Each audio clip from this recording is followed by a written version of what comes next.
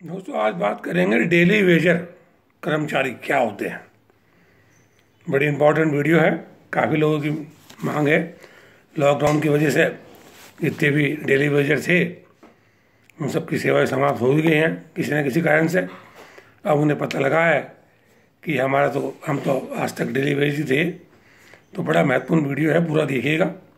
मेरा नाम Rakesh Kumar Gupta, advocate, labour law adviser. मुझे पिछले 30 वर्षों से लेबर लॉ में प्रैक्टिस करता हूँ। मैं आपको बहुत ही साधारण बोलचाल की भाषा में आज ये जानकारी देने जा रहा हूँ कि डेली वेजर कर्मचारी क्या होते हैं। तो मेरी अगर आपको ये वीडियो पसंद आएगी, अभी मैं आपको लाइक और सब्सक्राइब करने के लिए नहीं कह रहा हूँ। अगर पसंद आए तो इसे लाइक और सब्सक्राइब और घंटी जरूर बजा दें, जिससे कि आने वाली वीडियो आपको जल्दी जल्दी मिलती रहे। इससे पूर्व मैंने बहुत सारी वीडियो अपने YouTube channel labour problem and solution पर जारी कर रखी हैं, जिनका लाभ आप उठा रहे हैं लगातार फ़ोन करके और कमेंट्स में जो आपकी जानकारी मुझे मिल रही है, उससे मेरी प्रेरणा बढ़ती है कि मैं आपको और अधिक लेबर लॉ के संबंधी जानकारी दूं।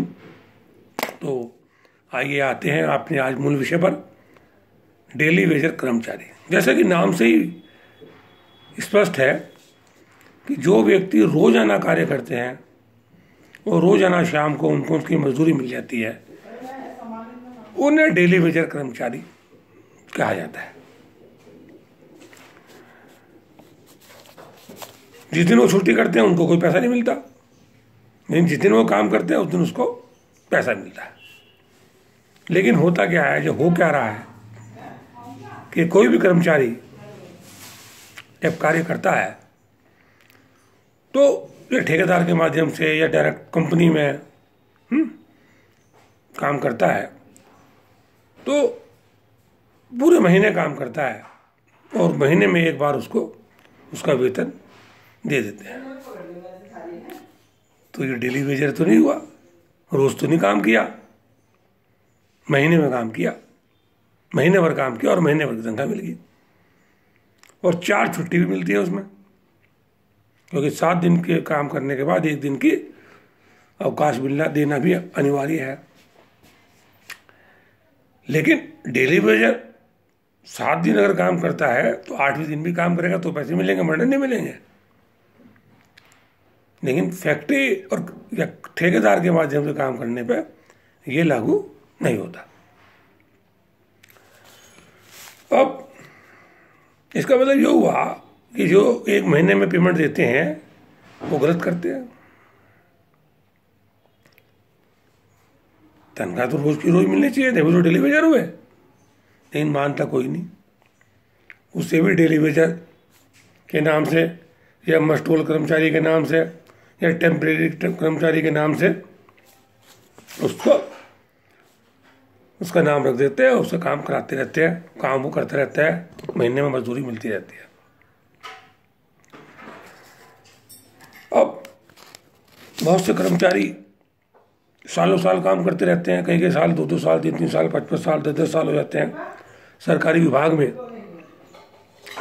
डायरेक्ट कोई जेई वगैरह होते हैं या रेंज अधिकारी होते हैं, इस तरह के लोग उनको मस्टोल पर रख लेते हैं और उनसे लगातार कार्य कराते रहते हैं कई साल। और एक कर्मचारी इस मुकालते में कार्य करता रहता है कि आज भी तो कल मैं सरकारी कर्मचारी बन जाऊंगा। इस मुकालते में मुकालता शब्द इस्तेमाल कर रहा हूं। ये सोचते हैं कि भाई नहीं, परमानेंट हो जाएंगे, लेकिन उन्हें तब पता लगता है जब सरकारी विभाग ये कहता है जाओ भाई अब तुम्हारी जरूरत नहीं है। अरे 10 साल काम करते हो, 5 साल काम कर, आप कैसे कह सकते हो ये बात? मैं तुम्हारे पे मुकदमा कर दूंगा, मैं वो कर दूंगा। या ठेकेदार रखते हैं, कई साल को ठेकेदार का काम करते हैं, और जब इसे कहा जाओ भाई अब मुझे जो दे तुम्हारे काम की, मैं तो कई साल से काम कर रहा, तो क्या हो गया, तनख्वाह दी गया? परमानेंट कोई परमानेंट नहीं है, दिखाओ परमानेंट, कोई नियुक्ति पत्र है? नहीं तो क्या क्या परमानेंट? अरे मैं लेबर कोर्ट में मुकदमा कर दूंगा, कर दे, धमकी देना। बहुत से मुकदमा कर भी दे जब कोर्ट में जाके, साहब मैं तो कई साल से काम कर रहा था और मुझे हटा दिया। ये कोई तरीका है जी?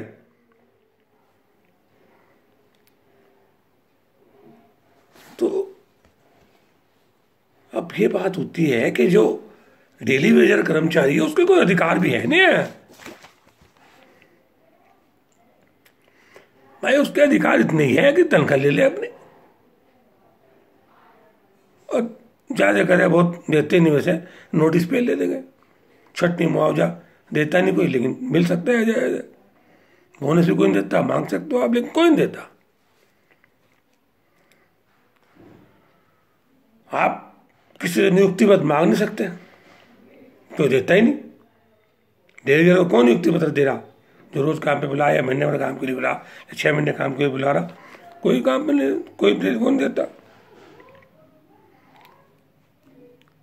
आप किसी भी सरकारी विभाग में जब भी तो परमानेंट कर्मचारी बन सकते हो जब आपने विभाग के द्वारा नियमानुसार एग्जाम दिया हो, आपकी एजुकेशन पूरी हो, आपका मेडिकल हुआ हो और आपको अपॉइंटमेंट लेटर मिला हो। ऐसा तो होता नहीं। तो आप कैसे कह सकते हैं कि मैं परमानेंट कर्मचारी हूँगा या परमानेंट कर्मचारी था जब बन सकता हूँ? किस अधिकार से कह सकते हैं आप?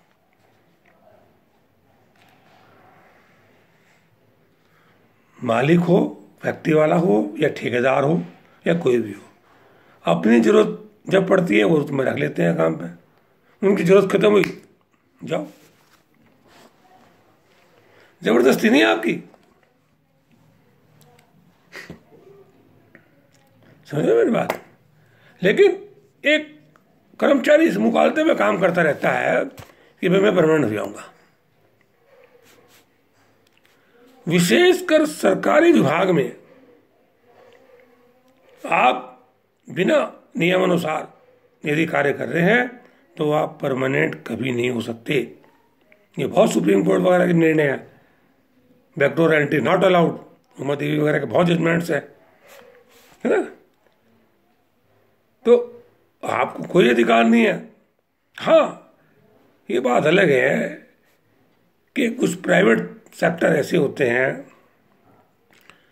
कि अगर आपके पास टेक्निकल जॉब है, टेक्निकल काम करते हैं आप, और वो देखता है बंदा सही है, काम कर सकता है, तो वो आपको परमानेंट कर सकता है, लेकिन अधिकतर नहीं करते हैं।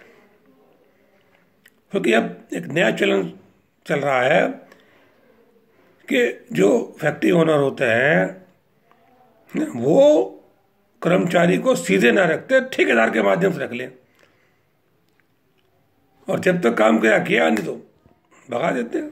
ठेकेदार भी भगा देगा आपको, तो काम को मेरा ठेका छूट गया। जबकि ठेका छूट जाएगा इस बात की तो कोई हमारा नियुक्ति पत्र में या हमारे साथ ऐसा कोई कॉन्ट्रैक्ट नहीं था, कोई नहीं सुनता, ठीक है ना, जब चाहे वो हटा देता है। लेकिन अब जो नया श्रम कानून बने हैं 29/9/2020 को, जैसे कि आपको मालूम है, उसमें ये प्रावधान किया गया है कि कोई भी व्यक्ति, चाहे वो ठेकेदार हो, चाहे वो फैक्ट्री वाला हो या दुकानदार हो, यदि वो अपने कर्मचारी को कोई रखता है अपने काम के लिए, उसे नियुक्ति पत्र देना अनिवार्य है। सरकार ने कानून बना दिया, तो नहीं देता तब क्या करोगे? इसके लिए मैंने और वीडियो जारी कर रखी है पूर्व में, आप उस वीडियो को देख के जानकारी प्राप्त कर सकते हैं, है ना। अब कितने नियुक्ति पत्र देंगे देखेंगे, अभी तो शुरू हुआ कानून। और क्यों देंगे तुम्हें? नियुक्ति पत्र मांगोगे, काम करोगे? कहते काम करना होगा, नहीं बाहर निकल। और अगर नियुक्ति पत्र दे भी यार, नए श्रम कानून के अंदर यह है कि आपको टाइम बाउंड निश्चित रूप से, भाई आपको 2 महीने के लिए रखते हैं, 6 महीने के लिए रखते हैं, 1 साल के रखते हैं, 5 साल के लिए काम पे रखते हैं। दे दिया नियुक्ति पत्र कि 4 साल के लिए, 5 साल के लिए काम को आप करोगे, तो आप तो टेम्परेरी हो ना। जैसे 5 साल हुए जाइए, कोई नौकरी का पक्का क्लेम थोड़ी है। और 5 साल के बीच में या 3 साल के बीच में या 2 साल के बीच में अगर हटा जाए तो क्या कर लोगे? मुकदमेबाजी करो, कर लो, कर सकते हैं, ऐसा नहीं है, कर सकते हैं। गलत तो काम है ही, रखा आपने 5 साल के लिए, हटाया 2-3 में, लेकिन कोई ना कोई आरोप ऐसा लगा देंगे आपको ऊपर और आपकी सेवा समाप्त कर देंगे, लड़ जाओ मुकदमा। तो मैं आपको ये जरूर अंत में बताना चाह रहा कि अगर आप सरकारी विभाग में काम कर रहे हैं तो ये सोच के करें, जितने दिन काम चल रहा, परमानेंट बिल्कुल नहीं होने वाले हैं। आज नहीं तो कल सेवा समाप्त हो जाएंगी आपकी, कोई क्लेम नहीं मिलेगा। अगर आपको मेरी ये वीडियो पसंद आई हो तो इसे लाइक और सब्सक्राइब जरूर कर दें और 10 व्यक्तियों को और अपने साथियों को शेयर कर दें, जिससे कि वे भी लाभ उठा सकें इसका। और अगर कोई आपकी क्वेरी है, नीचे कमेंट्स बॉक्स पे आप जो है लिखकर मुझे भेज सकते हैं। मैं प्रयास करता हूँ ज़्यादा से ज़्यादा लोगों को उनकी जानकारी दे दूँ। मेरी पूर्व में वीडियो है, नया कानून क्या, श्रम कानून क्या है, कहाँ श्रम कानून के अंतर्गत शिकायत करनी चाहिए, किसको करनी चाहिए, कैसे शिकायत लिखनी चाहिए। बहुत आदि 90% लोग ऐसे होते हैं कि ऐसी स्थिति में वो गलत प्रार्थना पत्र दे देते हैं और उनकी जो है उनको कोई लाभ नहीं मिल पाता। इसलिए जो भी लेटर आप ठेकेदार को लिखो या फैक्ट्री वाले को लिखो या लेबर इंस्पेक्टर को लिखो, वो बहुत सोच समझ के आपको लिखना चाहिए। उसके संबंध में आप मेरे से जानकारी प्राप्त कर सकते हैं, ठीक है ना। मैं आपको वो परफॉर्मा जिस तरह से आप कैसे लिखेंगे, उसको कैसे लिखना चाहिए वो दे सकता हूँ, और कैसे आपको फिर मुकदमा करना चाहिए वो सारी जानकारी आप मेरे से प्राप्त कर सकते हैं। तो ये बात ध्यान रखते हुए कि अगर आप डेली वेजर कर्मचारी हैं तो आप ये बिल्कुल छोड़ दें कि आपको परमानेंट किया जा सकता है। बहुत कम स्थिति ऐसी है जब किया जा सकता है, लेकिन वो स्थिति विशेषकर सरकारी विभाग में तो है ही नहीं, प्राइवेट रूप में कभी कहीं ऐसा लाभ मिल जाता है, लेकिन बड़ा मुश्किल होता है आज की स्थिति में। तो दोस्तों वीडियो लंबी हो जाएगी, इसलिए आप यहीं तक इस वीडियो को, धन्यवाद।